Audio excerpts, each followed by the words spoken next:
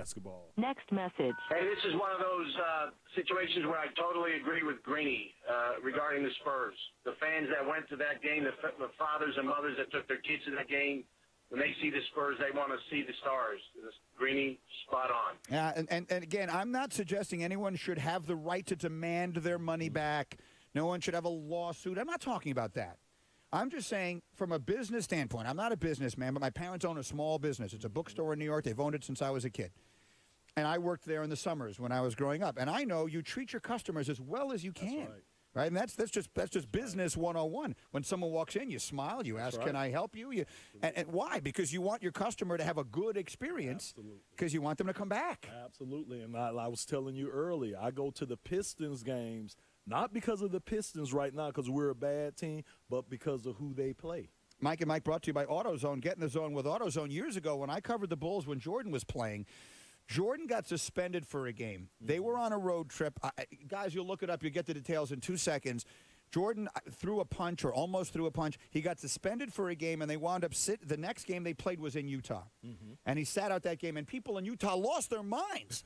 They were like, suspend him for a home game where those fans get, this is the one game of the year that he's coming here. All these people bought these tickets to see Jordan, and he was suspended. And, you know, that was the decision that was made. Now, that was a suspension. It's a little different. The league could have decided to suspend him, you know, for a home game or whatever it was. They didn't. That was one deal. This is another one, a healthy scratch for all these guys. More reaction coming in. Mac in Ohio. This is like buying tickets to the producers on Broadway, expecting to see Nathan Lane and Matthew Broderick, and then realizing the understudies are performing instead. I was under the impression, and Ravel, if you're still listening, call in, because what you said would suggest that I'm wrong.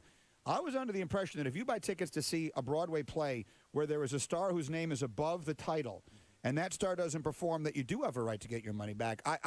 Obviously, I'm wrong. What Ravel said suggested I'm wrong. Darren, if you're still listening, and if not, Liam, send him a note. I thought you did have a right to get your money back.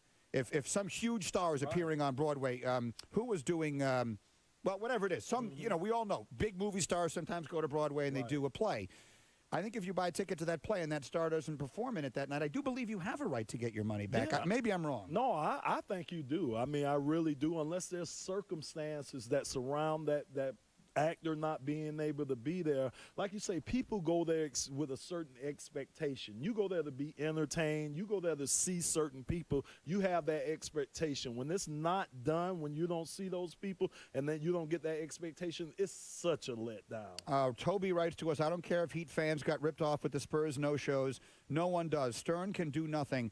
Popovich is paid to win a title, not fulfill the commissioner's TV contract.